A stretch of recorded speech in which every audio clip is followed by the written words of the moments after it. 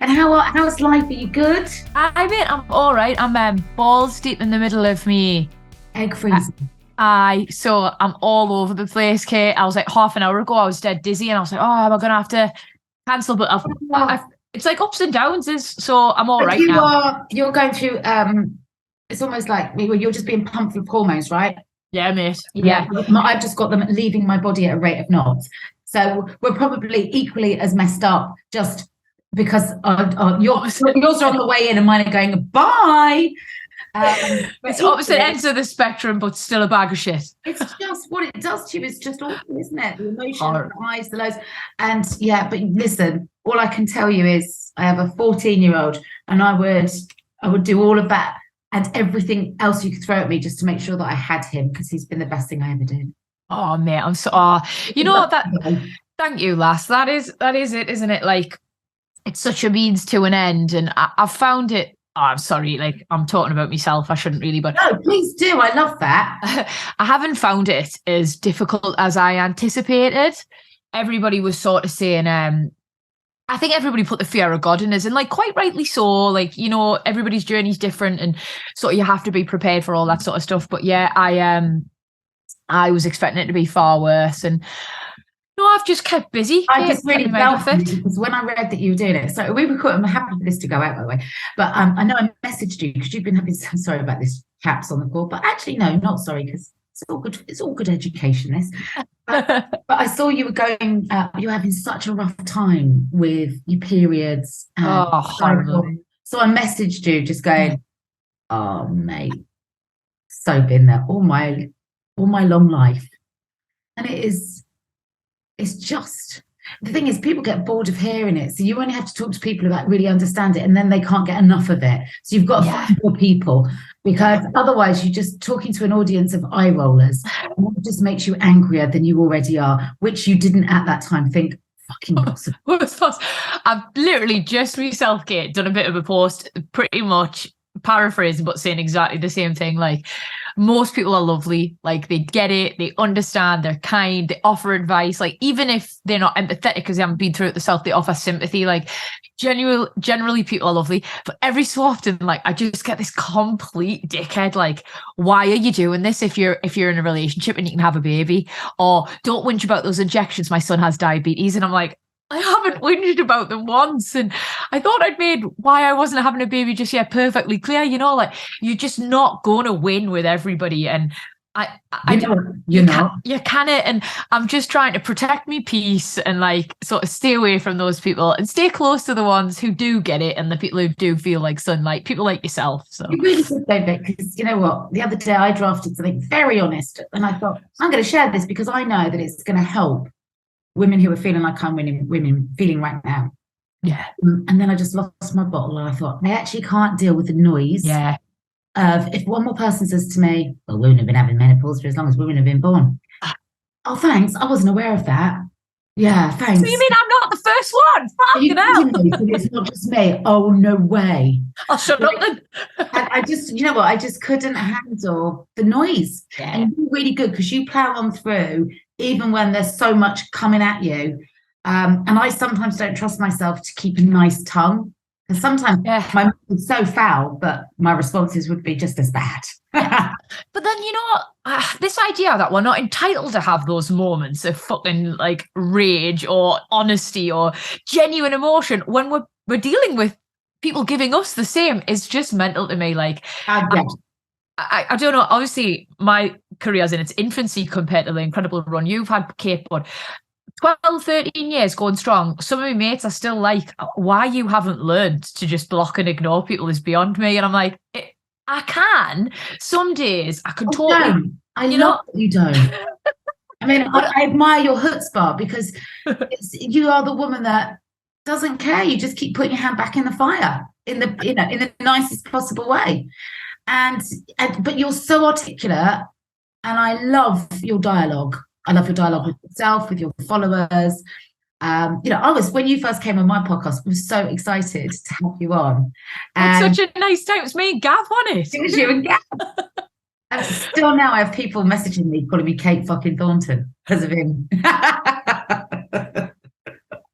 was so excited. Like, I can't blame him, mate. Obviously, sort of before, and you know this, like before I get a guest on, I kind of get a list of lovely questions from my producer, and I sit back and read all the amazing things you've done, Kate, and I'm not even you, and I'm like, fuck me, I'm proud of you. Like, you must feel young.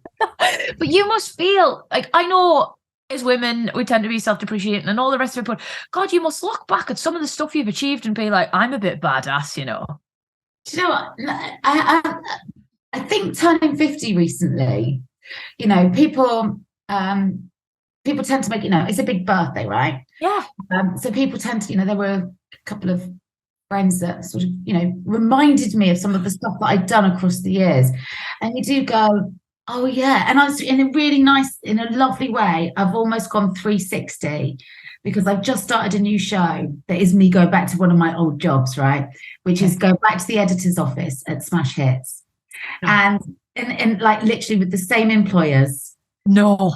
And it's on Greatest Hits Radio, and it's really, so that in so many ways is sort of it's like a 360, I suppose, professionally on a benchmark birthday. And it did remind me that, you know, God, I was the first woman in the chair. And those were incredible times. And then along, you know, recently I've had like Louise Redknapp on the podcast, and Lou and I started out at the same time. Yeah.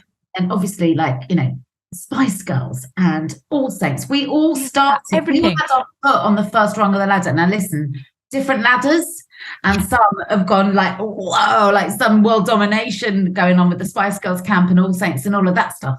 But nonetheless, we're a bunch of pretty nice women actually, that have all stayed friends. We've all done okay. We've so modest. Come on. And we have had a fucking time of our lives. And now I sit here with my son, and I just took him to a parents' evening thing the other week where we're looking at universities and all that kind of, you know, what next stage in his life. And I'm just saying to him, you know, for him, it's football. He loves football. He plays for a local league, like a local academy. He lives and breathes it. And I see in him the passion that I had. And I'm like, son, I don't care what your job pays, just make your heart sing. And my heart still sings. I go to work and my heart still sings. So how lucky am I? You're so lucky, mate. There's that saying, isn't there? And it's, if you find something you love, you'll never work a day in your life. Totally. And like, quite clearly, the advice you gave your son, you know, you found something you were passionate about, you got your head down, you grafted, and I feel like the new girl, right? So I was here last night and I'm prepping, and my next guest on the podcast that I'm recording is Prue Leith, right? Prue. Love Prue. Is like, now suddenly I feel like, you know, I'm looking up at this wondrous woman who's achieved so much, and she's the archetypal overachiever, you know. Yeah. I mean, like, she is a woman of so many firsts, and I'm so excited to be able to get an hour in her company, because you know, that's only a good thing for me, right? She's gonna rub off on me in all kinds of ways. Well, she's gonna have amazing stories, great advice. She's gonna challenge you. Like, it will be fantastic. I did just wonder though, when you said that there, given all the experience you've got and all the amazing people you've interviewed over the years, is there anybody who do you still get nervous, Kate? Or No. you do? Okay, okay, that makes me feel good. I always get nervous and I wonder if it'll go. You know what? The ones I get nervous with are the ones, it's the ones you'd least expect. So like somebody, just the people that I truly admire. So I remember, and he'll go, shut up. But Eamon Holmes, when I interviewed Eamon Holmes, I was nervous too. But equally, when he told me before we'd you know, recorded together, when we used to work together, when Eamon told me I was good, that meant more to me than any man in any office or any woman in any office upstairs, if you know, upstairs, because he does that job. And if he thinks I'm okay at it, well, thank you, you know. And I am nervous about interviewing Prue because I suppose there's still a part of me that still wants to be liked by women like her, because I think she's phenomenal. You know, I'll let you know as we go on. She might think, oh God, shut up. Well, that's human, that, Kate. Like, just such a, like, I don't know, basic desire to want to be liked by someone who you admire, and I can totally see that. But no, I think you still get on. I think in this line of work, though, right? You shouldn't want that. It's the wrong, you know. I never did that. I never did it for wanting to be liked. I did it because I love the work. Yeah. And you know, I've worked at varying levels across my career, and I can tell you now where I sit now is the most comfortable place. And I think you probably share some of these sentiments, being in the storm of a show that is on everybody's agenda, and you're all you know, there's a lot of noise around you. Yeah, it's not good to be that attended to on every level. It's not healthy. So I'm good. I'm good now. I like being listened to and not so much seen. Well, I totally get it. Like, obviously, I feel like live TV is always going to scare us. Like, I just think that, I don't know if I'll ever get to that point. Thing, though, right? So exciting. It's more the scary. Do you know what? The job I love. It's the attention. It's the commentary. It's the social media. Everyone, you know, having an opinion about you. Yeah. And you having to learn to not care about that opinion, which is fundamentally, like, you know, as I've raised my son, I've raised him to be very mindful of how other people perceive him. And because it is important, and then I'm telling myself that it's not, you know, it's double standards. It's weird. It's a weird thing. It's not healthy to be a famous person, let's be honest. No, it's a difficult thing to wrap your head around. And I think if you can remove yourself from it as much as you possibly can, like spending time with your gorgeous son or having the same group of friends and like family that you had from when you were young, I think those things really help, you know, because otherwise you can get lost in the commentary and sort of. Yeah, and you've got to remember, it's almost like my brother's a firefighter, right? So my brother is a firefighter when he's in uniform. And I have to remember that I actually, you know, as much as my own uniform is invisible, I should remember to wear a uniform and allow myself, you know, to not be in uniform sometimes. That's okay too. Just to compartmentalize, you know, to be able to apply yourself to your job and be big shiny Kate Thornton that everybody wants a piece of, and then also just be like Kate Thornton the mom, and like Kate Thornton, like the lady going through perimenopause, whatever it is, you know. So I think, and you could be all of those things, but sometimes they all blur. And you know, the other day I got on a bus with my son, and he went, "You are on the side of the bus. This is awful." There's all these posters up at the moment for my radio show, and I was like, "I'm so sorry, but I love getting the bus. We're still getting the bus." He's like, "It's all good." This is also this series. He's like, "Mom, you're on the bus that we're that." Is he at that age, Kate, where everything is just so fucking embarrassing? I'm sure I am embarrassing. Still, really, like, he's pretty civilized. Like when we had to go to his school the other evening, I could see him sort of like trying to read the room, because it's weird when you've got, you know, a parent who's other parents know who they are. You know, it's just it's you know, it's no biggie. Yeah. But for him, it must be, especially like, you know, if I am on the side of a bus at the moment. Yeah. Looking at the bus, yeah. You know? It's an added thing for them to get their heads around when they're already struggling with stuff. It is that. So I'm really mindful of, like, you know, just dial it down, Kate. Just like be a bit of human squash and dilute yourself.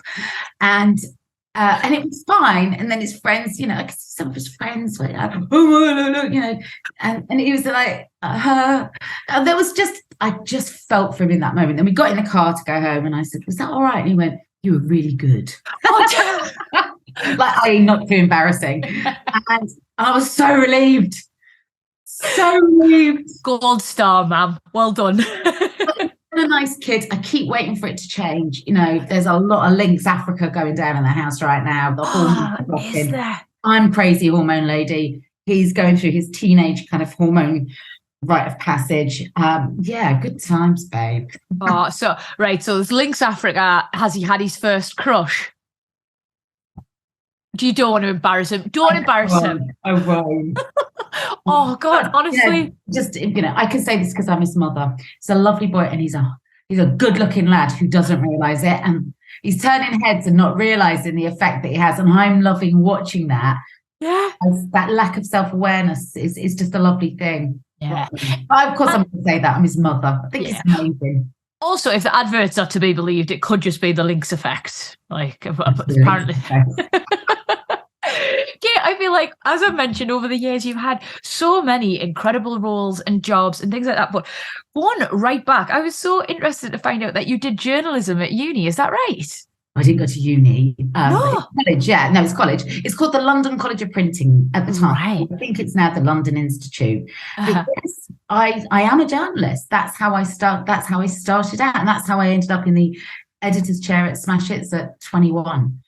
21. So, mate, right, for starters, I nearly did journalism at uni. It was between two things. And it was drama, media and cultural studies and journalism. And the only thing that pipped us to the post with the drama was me mum gave us a bit of advice, and she was like, just do something you really love.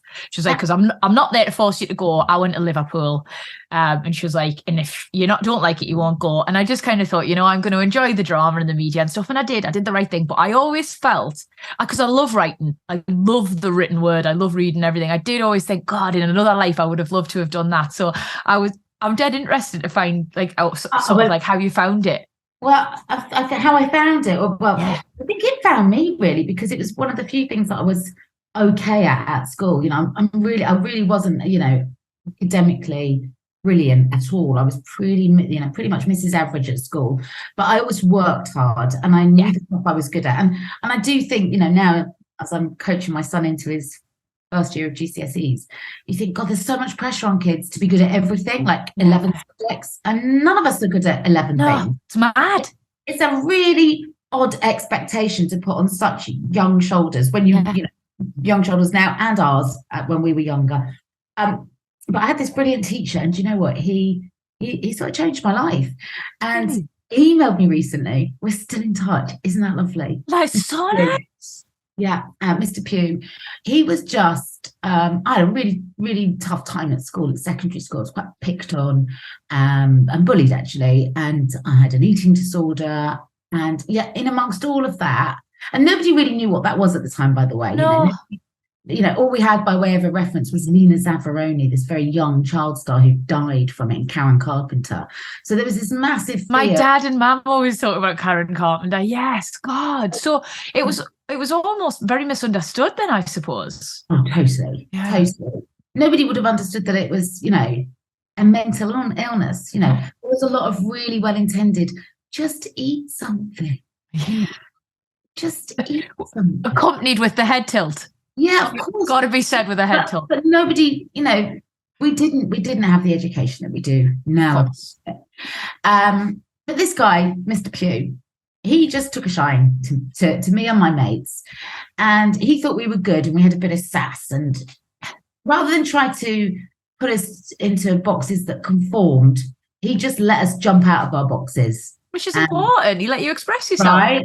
And when we did, he'd go, that's brilliant. Like, that's funny. Or, wow, hadn't thought of that. And he was the one that said to me, you go all the way, Kate. Now, nobody from my school talked about university because it just wasn't expected of us. It was a pretty, at the time, rough state school. Yeah. Children from lots of sort of, difficult areas and backgrounds. So the expectations were massively low. Like when I decided, I said, I really want to be a journalist. And he was like, you'd be great, but you could also be an actress, Kate, or you could be this, or you could be that. And then I had these parents at home. Sounds so good. I love it. I echoed all of that. My dad was like, if you want to go to the moon, you can go to the moon. You just go get yourself there, love. Like he took the ceiling, did my mum, off of anything. Like, so at school, the ceiling was always, apart from Mr. Pugh, everyone was a bit like, oh, it's a bit lofty, isn't it? Yeah. Like, your ambitions. I remember going to see the careers advice officer and told her I wanted to be a journalist, and she sort of shuffled some papers on her desk and then went, being a typist. Fuck off. And I said, no, I haven't. I think you'd be better off in a typing. In other words, adjust your expectations. Limit yourself, don't reach for the stars. God, it's so toxic. Again, never meant with malice, of course. Because, like we had careers advice officers, but nobody ever talked about careers. They talked about jobs. Yeah. And they're different, right? They're really different. And if you wanted to be like a doctor or a lawyer, then they'd take you more seriously and you'd get kind of pushed off into a bracket all of your own. But with the journalism, I really wanted to be a journalist. I loved writing. I loved reading. And my nan used to be a cleaner at WH Smith's. So she'd bring all the out-of-date magazines home. And there was like, I mean, literally hundreds of grandchildren, and we'd all, we'd all get to pile in on the freebies of the outfit. Jackie blue jeans, Just 17, and then of course my favourite Smash Hits. And I just became a print junkie, and I would read the family newspaper every day was the Daily Mirror, so I read that. And then so I just thought, when I got home from school, I was just like this odd child that read newspapers and endless magazines. And I ended up, my first job was at the Daily Mirror. That's my work placement. Like a little bit of after school special? Well, no. What happened was I applied for work experience at my local paper, which is a brilliant place to learn, by the way. An amazing, the Gloucestershire Echo. And shout out. Shout out. And still going. But it's a really important place for young journalists to learn, cut their teeth a little bit, Learn about court reporting, learning about community, the importance of bringing news to your community, how to serve it to that, all of that stuff. And then that was it. Then I knew that my A-level grades weren't coming together as I would have hoped, right? About 85 jobs at the time. I was working in a nightclub. I had a Saturday job. I had a Sunday job. I've always been. She was hustling. Literally, the hustle was so real. And my grades, my grades it was debatable whether I'd get in, and I'd been turned down from every journalism course that I'd applied for. There was one left. So, and at that point, I got a job on the local free sheet, right? And a free sheet is those newspapers that just get shoved through your letterbox. Probably don't see for many of them anymore, but quite a prolific thing in the day. And the job I had was playing the paper boys. But it didn't matter, because when I went to the last college that hadn't turned me down, I was to hand over my pay slip and say, I'm already working at the local free sheet. They were like, blimey. And then they went, but you can't spell, right? Because I really couldn't spell. I was rubbish. And I was like, no, not really. There's computers for these. I hustled my way in.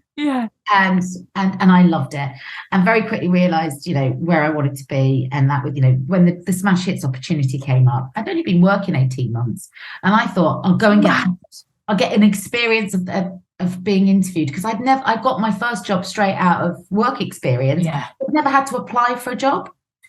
And I knew the editor at Smash Hits, and he said he was going and that there was no internal candidates. So why not throw your hat in the ring? And I was like, you're kidding me, I'm 21. It's like, just give it a go. It'll be good experience for you. I thought, he's right. It's going to be good experience. 10 hours of an interview I did. What do you mean? So you sat there for 10 hours? No, they kept calling me back. And okay. It's like The Apprentice. And this is how rubbish I was, right? I have no idea why they gave me this job. When they said, go home and mock up a dummy issue of the magazine, I had to show them what I would do with it, and I literally did it with staples and bits of paper, and I put a barcode on the back. I'm getting, and I don't know why, but those serial killers where they cut letters out of newspapers and stick them all together. I'm getting that. Was it reminiscent? Exactly was, and it was and I'd have to make little post-it notes on there going, things I would do differently, I would use a different kind of ink on the paper, because it would make the paper swell, and then it would stand up proud on the stands as opposed to sort of wilting like an old lettuce. But I actually did that when I was 21. It's mad, mate, because all I was thinking about at 21 was Jaeger bombs and fellas. Of course. The fact that you were not only sort of so career-minded and driven, but the fact that you got the job and did it successfully, it's mind-blowing to me, Kate. Do you think, and I often think this, I was ballsier when I was younger. Now I'm in my 30s, mid-30s, I worry about everything, even an interaction with the postman, I'm like, did I take too long to answer the door? Does he think I'm rude? Does he know who he is and think I'm an arsehole? I get in my own head. But back then, I just used to go through life with this genuine belief that I was the duck's fucking nuts. And I don't know where my insecurity gradually came from. Probably people's opinions eroding it over the years. But I don't know, mate. It's mad. Back then, Kate, I thought I could do anything. Were you the same? Totally. Yeah. I'd never apply for the job of an editor of a magazine now. No, I mean, all I would look at is all the things I can't do, I suppose. And, but I love that bravery of youth. Yeah, it is amazing, isn't it? Well, what it is, you know what? You're a brand new car straight out the showroom, right? No one has reversed Beep into beep. dents in your bonnet. Yeah. You've not had to be resprayed, put back together. I am literally a cut and shut version of my younger self. As are we all, by the way. We are, babe. We're all chop shop versions now. But that's all right. That's okay, because life does that to you. Every dent in the bonnet is a lesson learned, right? Yeah. Hard as they are, humiliating as they can be. Yeah. They put you where you are now, which is, what's really annoying about being sort of, in the sort of trenches of perimenopause is just before this kicked in, I just got myself to a place where I thought, warts and all, mistakes and all, I'm all right with me now. You are just getting comfortable. I fucking hate when life does that. Right. I had about 18 months of going, I feel like I really know myself, really understand myself, understand my what I've done in the past, how it's got me here. I felt content. Yeah. Suddenly, one night, some hormones buggered off and took with them my personality and left me with 85 others, my sense of humour, my waistline, my ability to remember anything. Like the other day, I forgot my car. Not keys, not a phone, a fucking car. Right? I have been robbed by hormones. Just as I got good. Just there. Now the rest of my life will be spent trying to get back to that lady. Kate Thornton, if this is you post robbery, I just don't know who you. Amazing before. I mean, obviously, like you've just been, but next level, like you're so still incredible. You're funny, you're witty, you're articulate. Like Jesus Christ, woman. Like regardless of what it took from you, like please take a moment for the person you still are, because it is impressive. Oh, thanks. But I will be a different person in about 25 minutes when the estrogen kicks in. And do you know what? I'm doing that terrible thing, like of trying to make light of it all. Because actually, as with all of these massive, challenging times in life, you have to sometimes find a way to laugh at it. Yeah. Just it keeps slapping you in the face like some sort of cartoon that's never ending. And it is quite serious at times. But, the fact that we talk about it and we laugh about it, I think sometimes is really helpful too. I think, being honest with yourself and others and showing your vulnerabilities and like a sense of transparency is all we've got, really. Like that's funny though, because I spent years of hiding from that. Yeah. I went on Loose Women that I thought, I'm just going to be myself and see what happens. And then I was like, oh God, this is so much easier than being sort of, buttoned up, auto-cued version of myself. Yeah. This is all right. Like in a sense, I did exactly the same, mate. Like I tried so hard to be, not buttoned up, quite the opposite. But like I was like, I'm gonna be this larger than life, like strong, fiery, feisty character, and nobody's gonna hurt me because I'm formidable, I'm powerful. You can't hurt me, And I thought if I created that, then I was going to escape all of the other stuff, and actually it was just exhausting trying to be something I wasn't. I got myself into trouble because it wasn't authentic and organic. Like I even hated who I was becoming, and it wasn't until probably around the same age, like I left Geordie Shore, you started to be swimming, whatever. I thought like, I haven't got the energy to try and be anything anybody wants us to be. I'm just going to be me. And like, it's when you let that guard down, whatever your armor was, like, it's so lovely and refreshing and liberating and all those nice things. It is. And it's, I think sometimes we're afraid to be our true selves because we haven't figured out A, who that is, and B, if we like it. And then, what's really scary is I always used to think, you can fucking hate me if you want when I was on Geordie Shore, I don't care, blah, blah, blah. Because actually, I probably wasn't showing the real me. So I didn't mind if they hated that caricature. It wasn't me. But, the thought of when I was showing my real self on The Jungle, and if people didn't like us then, that would have really hurt, Kate. And that's, I think, why you hide yourself, isn't it? Because the thought of people not liking the real you is really going to hurt. I think doing a show like that is incredibly brave because I don't want to be judged on who I am 24 hours a day because I know I say stupid things. I know I say things I don't mean. I know that I'm unpredictable at the moment, like, in my moods and We'd probably just walk around the campfire going, why am I here? What did I come in for? Did anyone see me car keys? Did anyone see my car? What year is this? I mean, that's basically where I am right now. But I'm quite scared of being warts and all. So I think you've got real guts, actually. Real.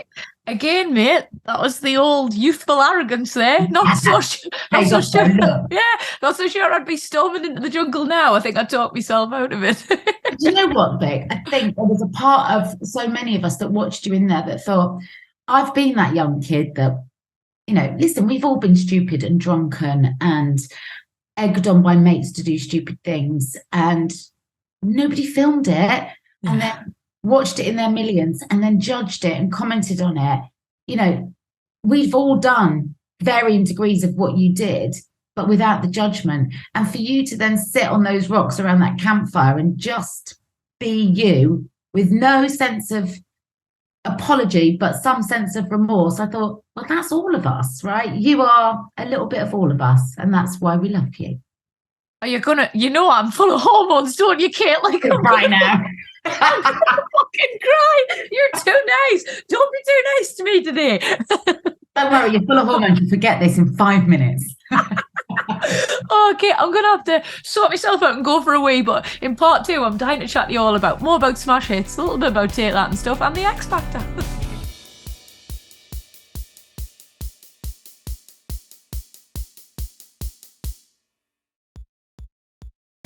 Hello, everybody, and welcome back to part 2. I'm joined by the gorgeous Kate Thornton. I actually just feel like, and I'm sort of taken back, transported to when I did your podcast. Like, I just feel like I'm having a chat with a mate. Good. Well, I consider you a friend. Listen, every time I see you having a bad period, I always send you a voice note going, oh, babe. I feel Been there. Now, I had terrible periods, and then when you think they're going to stop, you think that there's a nirvana beyond it. No, just another hell. I don't know that sometimes my voice notes are very helpful, actually, when I read what I've said. No, honestly, they are. And it's like with anything, it's just so nice to feel like you're not alone. And that is why I do my posts and all that, because you always get some fucking dickhead who's like, do you have to constantly talk about this? And I just think, honestly, Deborah from Workington, just fuck off. Like, everybody. Or if I'm on the telly, change channels. It's just nice to feel like you're not on your own and like you're not going crazy, because especially with my period stuff, like, and you'll get this, like, I actually feel crazy. I feel fucking crazy. Yeah, 100%. Because you're not. You can be right in the middle of going, and I've tried to explain this so many times to the poor men that have been on the receiving end of my various hormonal changes. But you can be doing something and being really mean and knowing that you are, but you have no ability to stop yourself. I know. So you aren't in control. But there's a part of you that goes, what are you saying? Stop it. You're being really unreasonable. You absolute cow. Go. Leave now. Like, I'd hang up on myself. Do you know what I mean? Good. And it is it's really hard to explain that to somebody that doesn't ever who's never had that experience. And being being at this stage now with the perimenopause, I felt so lost at times. Just when I learned to like myself as well, I feel literally, forget where did I put my keys, where did I put my phone, where did I put me? That's what it felt like for a while. And I think, I just want to warn people that it's coming. I felt like as much as I knew about the menopause, nobody actually sat me down and going, I'm just going to warn you now, Kate, it might be bad. And some women breeze through it. That's, the same women that go, I love having birth. I find it really fun, right? I didn't find it fun. It was fucking painful. But I've got the most awesome thing as a result of it, which is my son, right? So awesome. Everybody has experiences that are different. Is it really important for you? Like, because I actually feel like that. I feel like women are encouraged, particularly the generation before ours, to proper stiff up a lip bit, like ultimately really British, like, oh, you just don't complain, you don't whinge, like keep marching on type thing, keep calm. And I think that we're conditioned to believe that's how we should behave. And subsequently, like, I don't feel like we had the information we should have. Like, I remember me sister, when she had a little girl, like, and she won't mind me talking about this. She's like really honest, Laura. She's great. But I remember her going to me mum and saying, like, Mum, I'm not necessarily bonding with me little girl. Like, I'm a bit lost. Like, I'm overwhelmed and everything. Did you feel like this? And my mum was just like, oh, I don't know, Laura. I just think I loved you both loads and blah, blah, blah. And my mum's not callous. It wasn't in a way to make Laura feel bad. It was just, that's what she's been conditioned to do, to say everything's fine, you'll be all right, just keep fucking going. And subsequently, like, we just don't, honestly, as women, like, because the previous generations are just telling us that, we feel like we're broken when we don't cope that same way. Or that we're not coping as well. Yeah. As the generation. But I think I've got this interesting theory that we're the sort of halfway house generation. Yeah. We've been raised by a generation that were kind of, not stoic, strong. Totally get on with it. Weren't encouraged to share too much. Uh-huh. And I think we've opened that conversation. So we sort of, we rock between the two. Hopefully, my son's generation, if you go on to have children of your own, your children's generation, they'll just go, we talk about everything to do with hormones. It'll be taught in schools. Why is menopause, for example, not taught to us in schools? They teach us about periods. So they teach us about the start. But the end is quite significant. No, I know. And it goes on for like a decade or more. But none of the, I think, incredibly rudimentary education we are given in terms of our bodies is significant enough. Like, I read this post on Instagram the other day and it had me buckled, and it was like, I'm so pleased I learned all about hexagons at school and not taxes, because hexagon season's coming up. And I'm like, we know fuck all about what's completely important. Like, if I go to France, I could tell like a fella, like, oh, I've got a pencil sharpener. Nobody's asked about your pencil sharpener, Vicky. I have a room with a shower. And look at the cat. That's it. My sister's got blonde hair. Fuck off. Nobody's bothered. Like, you need to know where's the police station. You need to know I'm separated from my friends. You need to know, like, where's the local toilet. Like, we're not taught anything, I think, like, across the board that is completely sort of going to help us in life. I think it's changing slightly now, only because I do see what my son brings home by way of homework. But has it been progressive? Is there a step in the right direction? There was one brilliant school when he was I was looking for secondary schools for him. There was one school I went to, and they were doing a business studies class, and I was like, okay. Popped my head in, and they said, oh, you're welcome to kind of stand in and watch. And this teacher, she was brilliant, right? Yeah. She stood there and she had printed out and photocopied copies of her own bank statements, right, for the month, and passed them around the class and said to the kids, this is a genuine exercise in business, right? I'm a teacher. I'm a successful professional person. I'm trying to make ends meet. These are my direct debits. This is what comes in every month. How can I better manage my finances?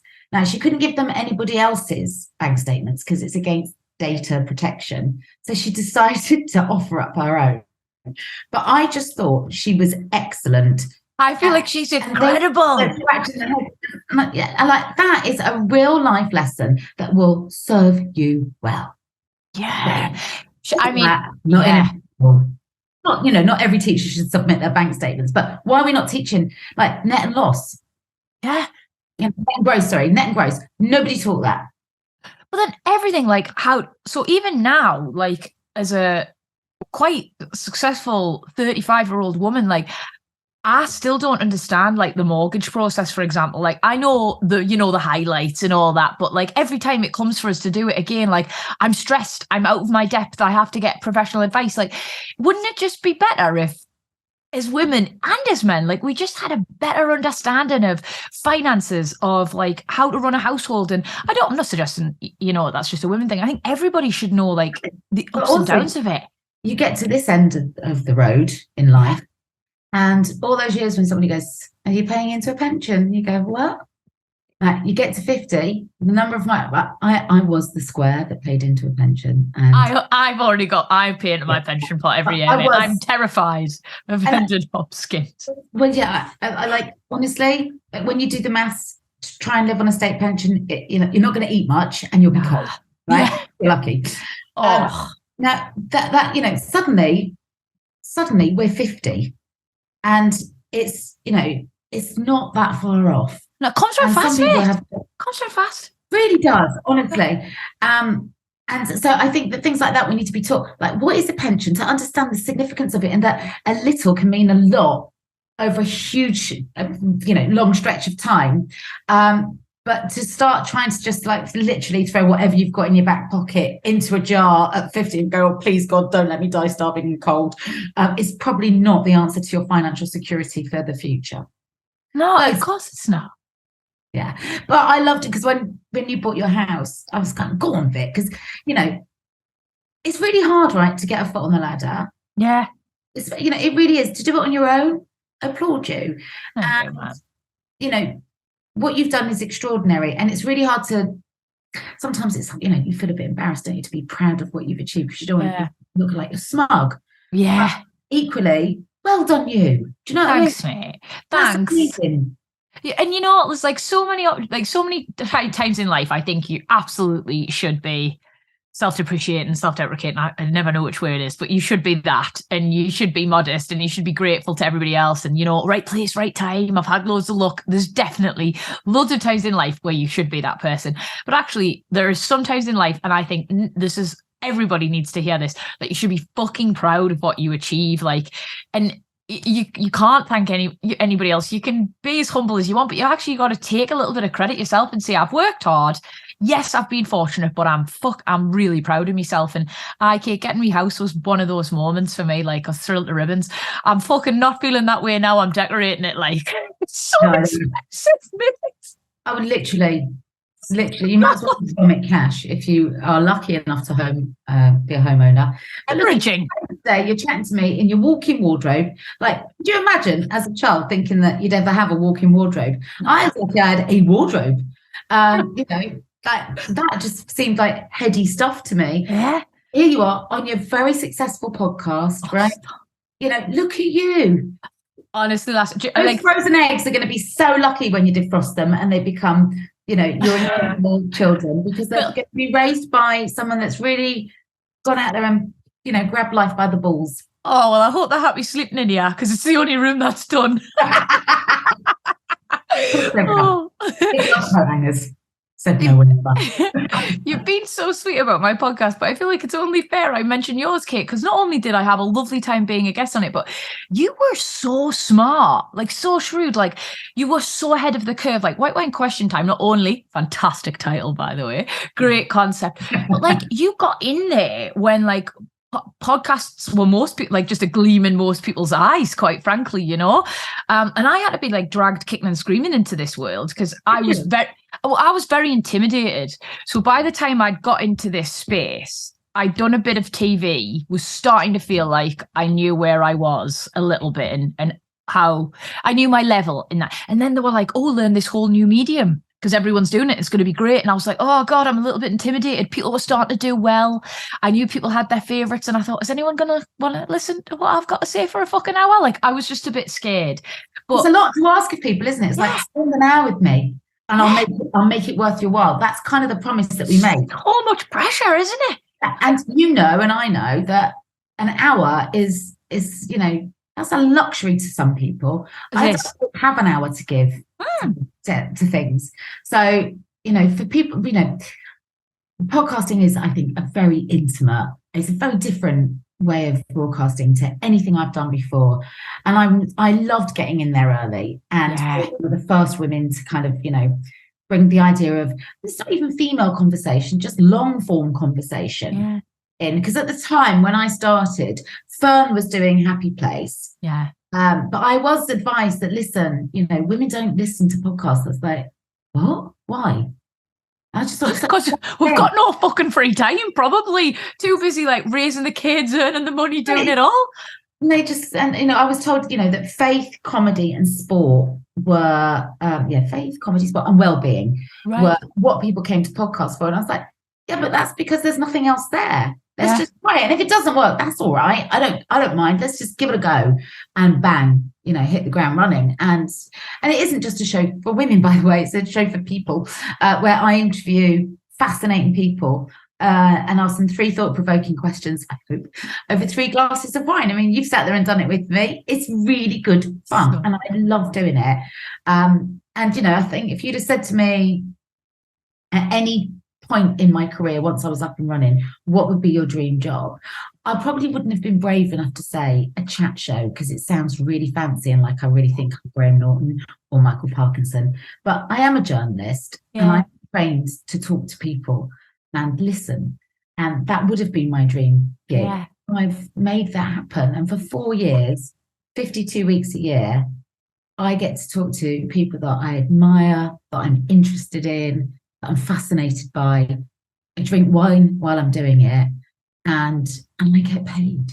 Dream fucking job. That's goals right there, kid. And I own the show because I came up with it. Like, I have written my own lottery ticket in the nicest possible way. Yeah, sure. Not a lottery ticket as in, you know, hang up your coat, you're done now, kid, go and spend the money. It's not that at all. I've won the lottery ticket in as much as I've written my own ticket to carry on working the way I like to work. And talking to an audience that like what I do, right? That's really lovely. That is I'm so flattered. And they come, you know, when somebody listens to a podcast, whoever's listening to us right now, they haven't stumbled upon this. It wasn't on when they walked into the kitchen. You go to it, hit download, play. It's deliberate. So deliberate. And by the time they hear you say hello and welcome, they've already worked very hard to be there. Your job is to respect that and go, but I'm going to make it so that A, you think it was, you know, a good decision, and B, you come back next week. Yeah. There's a lot of, when you say it like that, Kate, like I've obviously got into the swing of things with a podcast, and like I just, very similar to you, I just love talking to people. Like I'm interested, I'm nosy, I'm like fascinated by different people's stories. But when you put it like that, there's like an awful lot of pressure to make this like worth a person's while, isn't there? Well, just because I'm so time poor, and I like, you know, my decision is often like, I'm a bookworm. I read every night. I don't care what state I'm in. I could be exhausted, you know, even when I've had a few drinks, I'll still, with one eye open, read a couple of chapters of my book. That's so to spend, you know, to have that little bit of free time and go, oh, should I read a book or should I listen to a podcast? Somebody's got to really pull me in that direction. And I always think, well, I've got to do the same, you know. I can't expect it as a given that for 4 years, the same people are going to listen every week. And yet they do. And then they tell their mates and more come. And then millions download it. And you go, my God, millions and millions of people are listening to these conversations. I've got to make them really good. And so I should, right? Yeah. I'm running my own business in some respects with that. And these are my clients. That's such a big compliment, isn't it, when you think about it like that? It really is. I've never quite had it explained that way, but no, I feel like that's a lovely way of looking at it. Come in, like, everyone's doing a podcast now, I better do a podcast. You've got to have something to say. Yeah. You know, don't ever open a microphone without something to say. Yeah. That's my golden rule, really. And I do that, and I apply that to the telly, the radio, wherever I'm blathering on. I try to make sure it's considered blather. You've had, like, obviously over the course of 4 years, like over 200 guests. I know, right? And it's incredible, mate. Nothing to be sniffed at. But I just wonder if you were going to tell me who your favourite guest of all time was. Oh, and not just one of all time, because there's different. Okay, you can give me a couple if you want. I'll give you a couple. Is that all right? Yeah. So there was a brilliant guest that I had on, and she was a mate, and then she was having a moment, right? And to be able to just narrate that moment and not put her front and center, because she put herself front and center, was joyous. She was a 40-something single mum that had almost thrown the towel in because she couldn't make childcare and being a parent work with life as an actress. Yeah.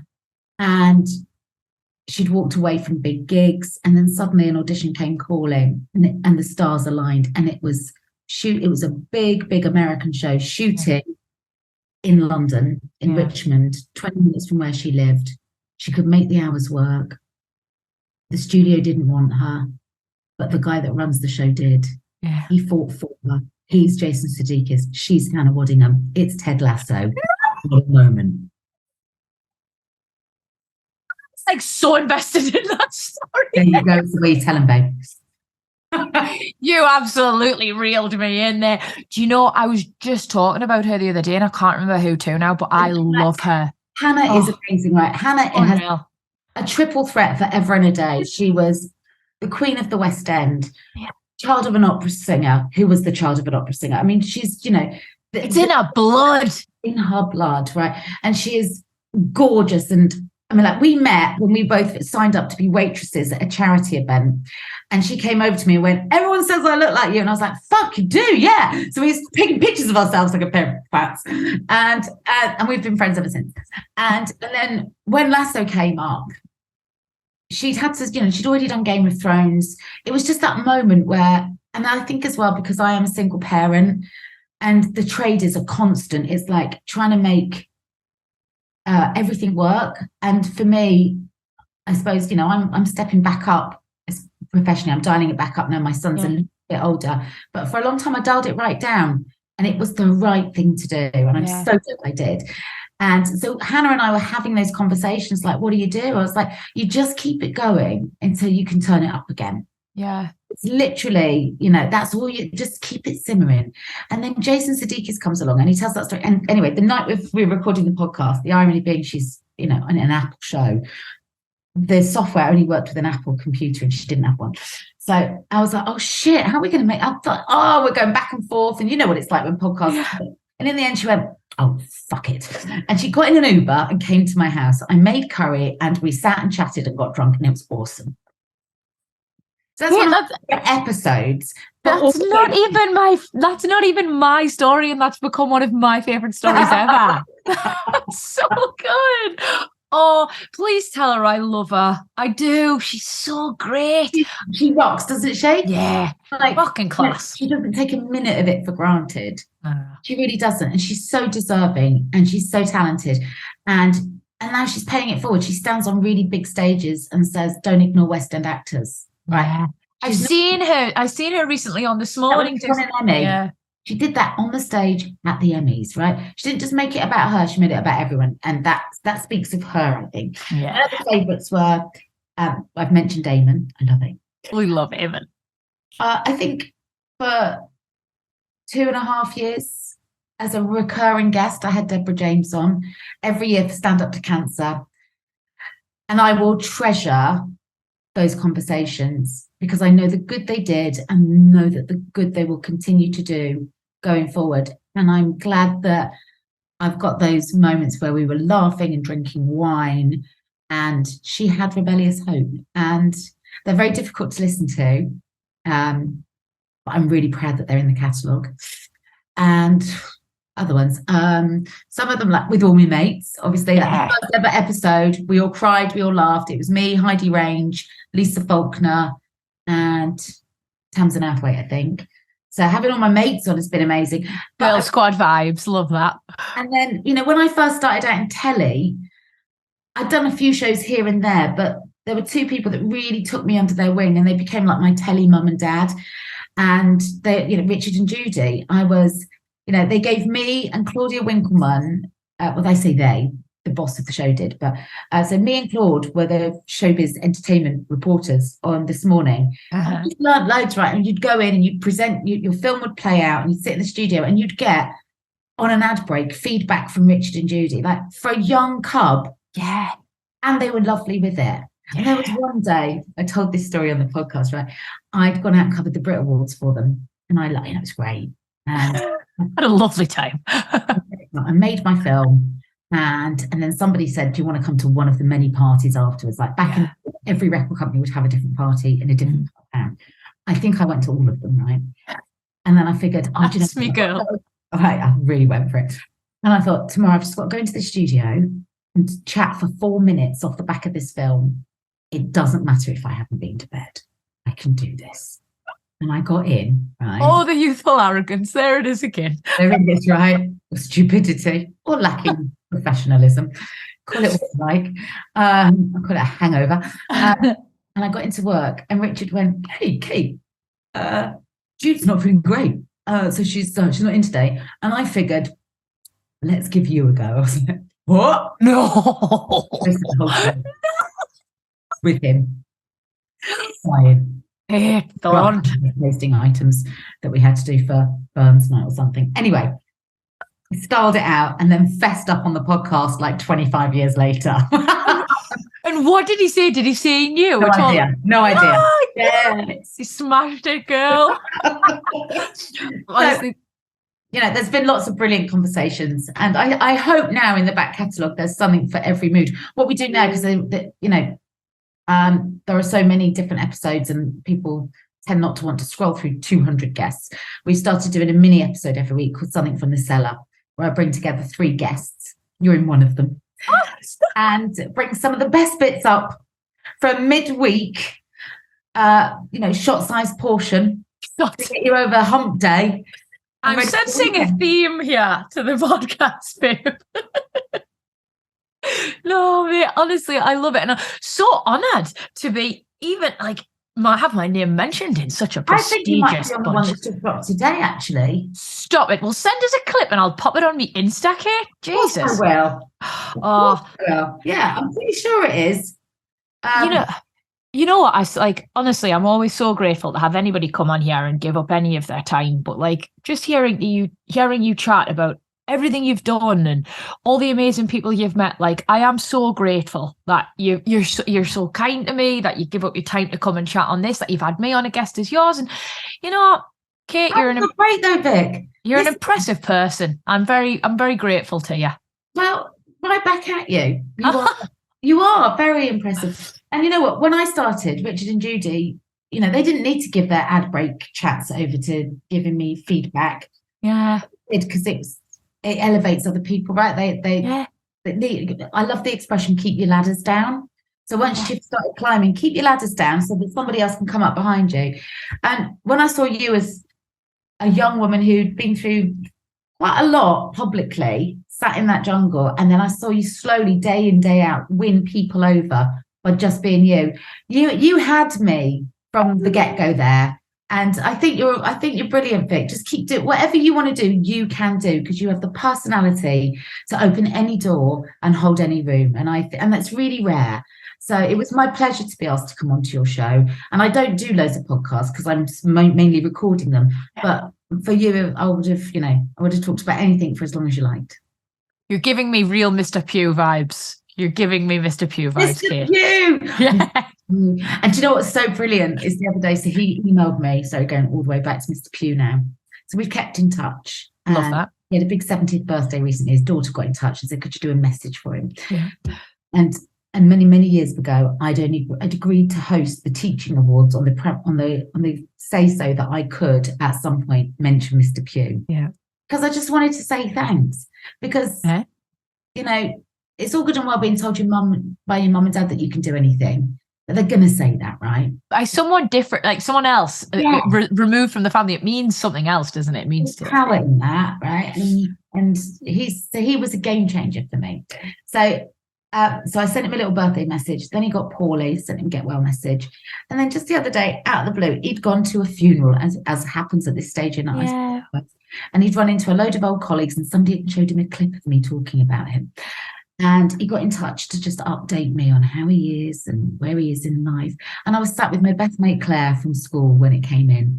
And we would always be the ones in class going, Katie, Claire, stop talking, please. And so we sent him a little video going, hi, Mr. Pugh. Still calling Mr. Pugh. Yeah. We're sat here on a weekend away celebrating our 50th birthdays. He was like, shut up. This is so depressing. But you're so old, therefore I'm so old. But how lovely. A good teacher stays with you forever, and literally in my case, I think there's a little bit of Mr. Pugh in all of us. Yeah, and I've had loads of them, like the Richard and Judy's of this. Yeah, of course. It's that important, like having someone believe in you. And I think it doesn't matter what shape that takes, like whether it's a colleague, whether it's a teacher, whether it's a peer, but having someone believe in you and tell you can do it. When, sometimes our own self-belief wavers, you should never underestimate the importance of that. And I think being that for someone else is really nice as well. I'm always quite supportive of others. I just think it's really, it's important, mate. It's really important. The older I get, the more determined I am to do it more often. Yeah, yeah. Well, why not, you know?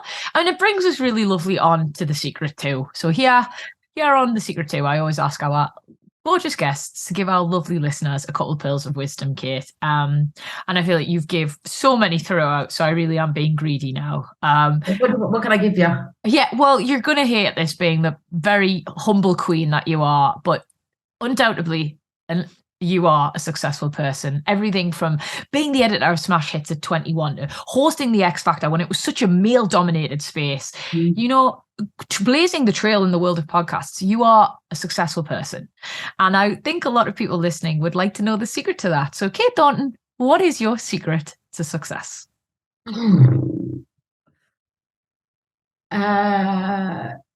Just still being here feels like success. Yeah, it is. Ways. Stay in power, I suppose.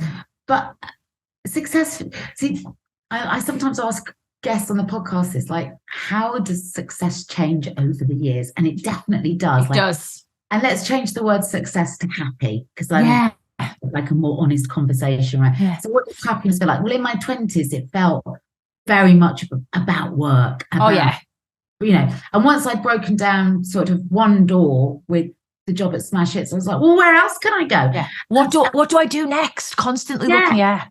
But also, you know, there was an expectation that I might do stuff, and there was invitations to do stuff because I'd done that one thing. It had this amazing domino effect, and still people talk about it. Like, I mean, in reference to me, not wider conversations, not that interesting, but so I think in so many ways that gave me permission to stay curious, and by curious I mean interested. And I think if you're interested, you're always interesting.